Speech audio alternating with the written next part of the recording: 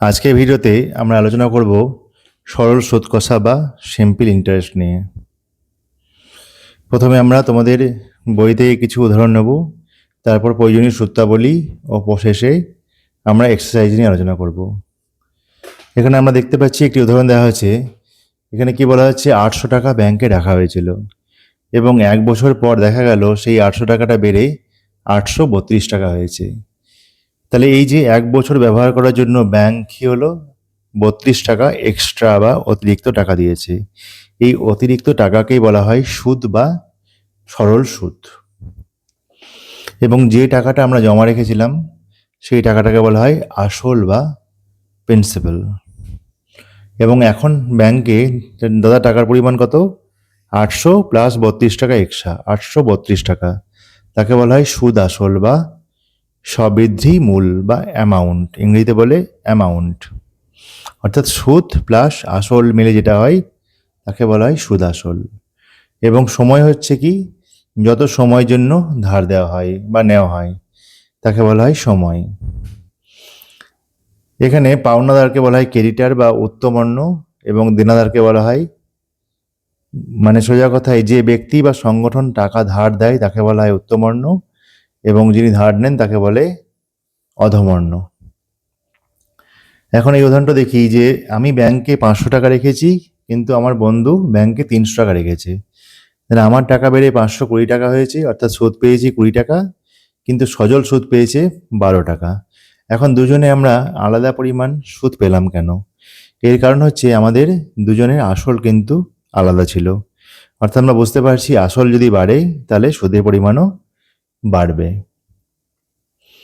অর্থাৎ এরা সরল সম্পর্কে আছে। এখন সুদের হার বলতে কি বুঝি আমরা?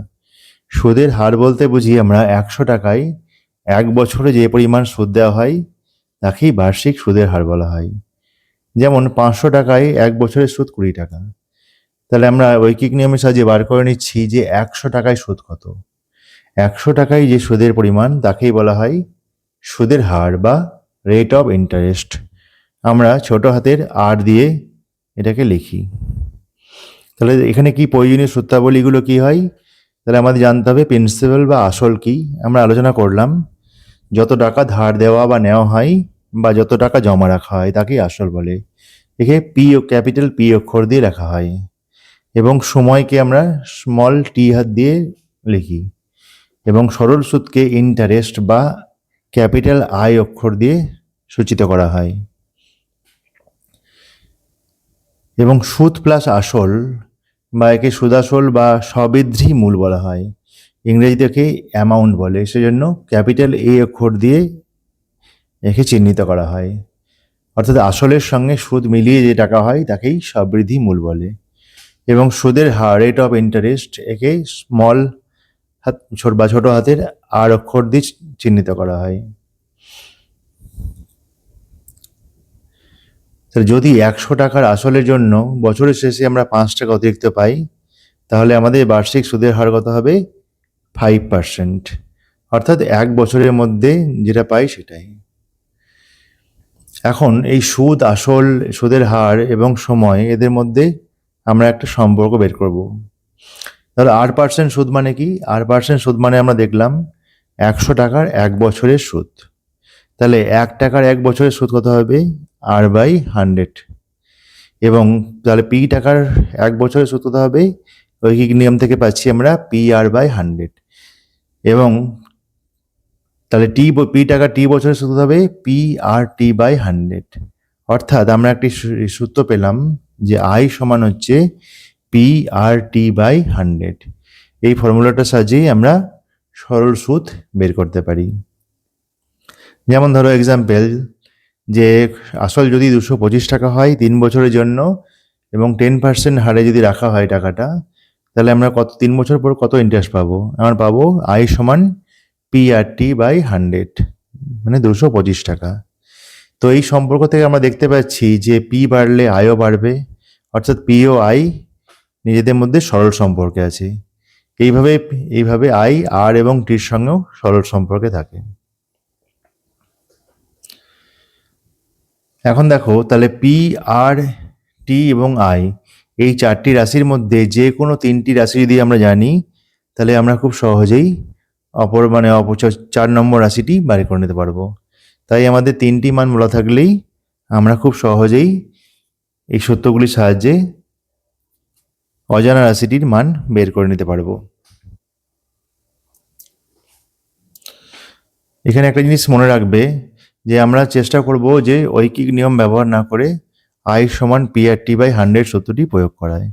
তাতে কি হবে, অঙ্কটি এখানে একটু ছোট হবে।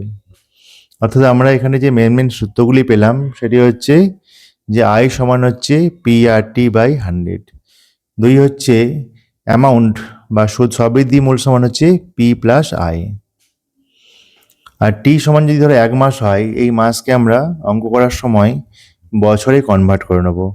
1 মাস মানে হচ্ছে 12 দিয়ে ভাগ করে নেবো, মানে 1/12 বছর। এইভাবে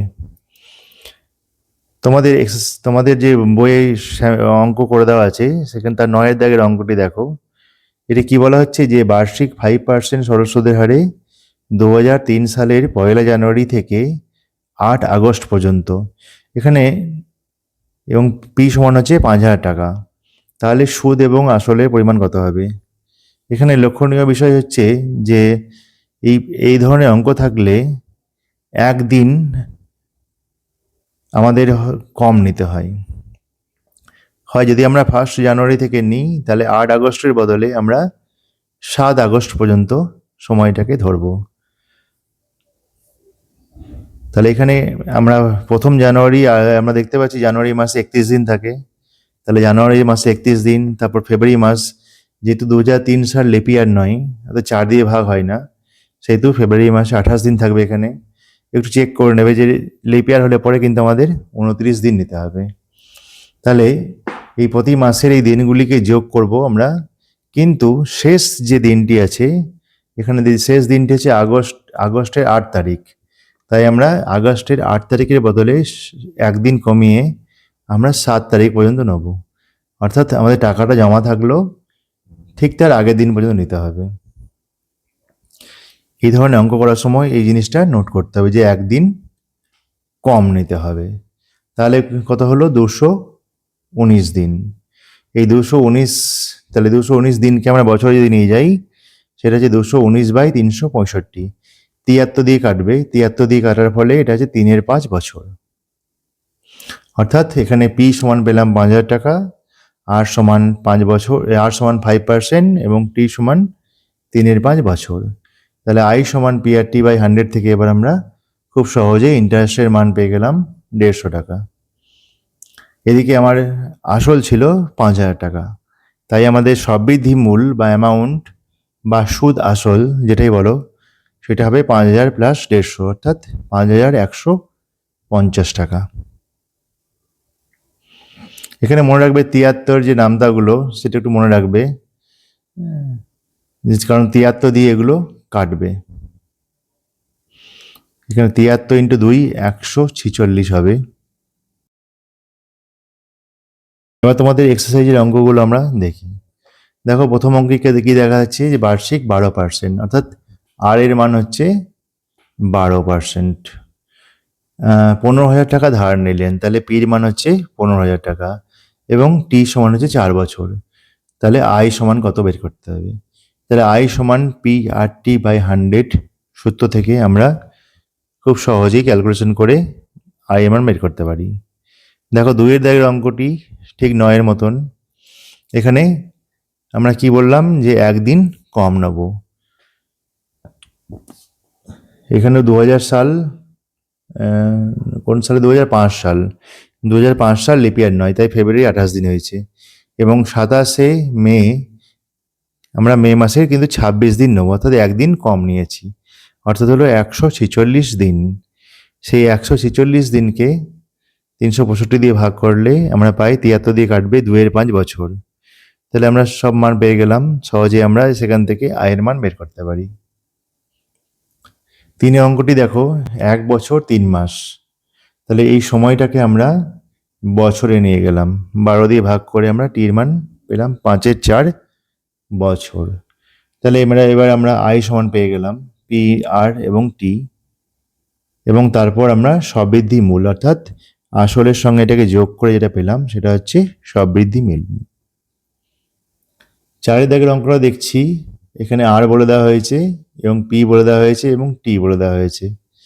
একটা সহজ স্ট্রেট ফরওয়ার্ড অঙ্ক, ডাইরেক্ট সত্যের প্রয়োগে আমরা পেয়ে গেলাম 384 টাকা, যা কিনা সুদ প্লাস আসল যোগ হয়ে যেটা হলো 3584 টাকা। ডাইরেক্ট ফর্মুলা প্রয়োগ করে এই অঙ্কগুলো হয়ে যাচ্ছে। 5 অঙ্কগুলো দেখো একই রকম, আর এর মান বলা হচ্ছে, টির মান বলা হচ্ছে, এবং এখানে কিন্তু ইন্টারেস্ট বলে দেওয়া হয়েছে। এখানে আয় বলে দেওয়া হয়েছে। আমাদের কি বের করতে হবে? কত টাকা জমা রেখেছিলেন, অর্থাৎ আমাদেরকে বের করতে হবে পি। তাহলে এই সূত্র, এই আই সমান পি আর টি বাই 100, এই সূত্র থেকেই আমরা পির মান পেয়ে যাবো এভাবে। 6 দাগের অঙ্কটি দেখি, যেখানে 12% সুদের কথা বলা হচ্ছে এবং প্রতি মাসে তাকে 378 টাকা সুদ দিতে হয়। তাহলে এখানে টি সমান কত? টি সমান হচ্ছে 1 মাস। টি সমান হচ্ছে 1 মাস, আর বলে দেওয়া হয়েছে, এবং তিনি কত টাকা ধার নিয়েছিলেন, অর্থাৎ পি আমাদেরকে বের করতে হবে। তাহলে আই জানি, টি জানি, আর জানি, তাহলে এখানে আই সমান পি আর টি বাই 100, এই সূত্র থেকে আমরা পির মান বের করে নিচ্ছি। 7 দাগের অঙ্কটি দেখো, যে আর বলে দেওয়া হয়েছে এবং কোনো টাকা কত বছরে দ্বিগুণ হবে। তা আমি মনে করছি যে পি টাকা এন বছরে দ্বিগুণ হবে, অর্থাৎ পি টাকাটি বেড়ে 2p টাকা হবে। তাহলে আমরা মোট সুদ কত পাবো? মোট সুদ পাবো 2p, আমার ছিল পি, অর্থাৎ পি টাকা। তাহলে এখানে আই সমান পি আর টি সূত্র প্রয়োগ করে আমরা অঙ্কটি করে নিতে পারি। 8 দাগের অঙ্কটা দেখতে পাচ্ছি, যেখানে টি সমান বলে দেওয়া হয়েছে এবং সুদের পরিমাণ কি? আসলের 3/8 অংশ, অর্থাৎ আসল যদি আমরা পি ধরি তাহলে সুদ হবে 3/8 পি। তারপর আমরা আই সমান পি আর টি বাই 100 সূত্র প্রয়োগ করেছি। 9 দাগের অঙ্কটা দেখতে পাচ্ছি, যেখানে সমবায় সমিতি এবং ব্যাংক দুটোর ক্ষেত্রে আমরা দেখতে পাচ্ছি যে দুটোর ক্ষেত্রে সুদের পরিমাণ আলাদা হবে, কারণ এখানে রেট অফ ইন্টারেস্টটা এখানে 4% আছে, এখানে 7.4% আছে। অর্থাৎ আমরা দেখতে পাচ্ছি যে ব্যাংকের ক্ষেত্রে সুদ বেশি হয়েছে। এখানে যদি একদিনের সুদ 5 পয়সা হয়, তাহলে একদিন মানে কত আমরা জানি? একদিন মানে হচ্ছে 1/365 বছর, এবং 5 পয়সা মানে হচ্ছে 100 দিয়ে ভাগ করলে পাচ্ছি 1/20 টাকা। তাহলে আই সমান পি আর টি সূত্র এবার আমরা প্রয়োগ করলাম এরপর। এবং 11 দাগের অঙ্কটা দেখো, 8% রেট অফ ইন্টারেস্ট বলে দেওয়া হয়েছে কত বছরে? আমরা ধরলাম টি বছরে। তাহলে তারপর তাহলে টি এর মান আমরা আই সমান পি আর টি বাই 100 থেকে বের করে নিতে পারবো।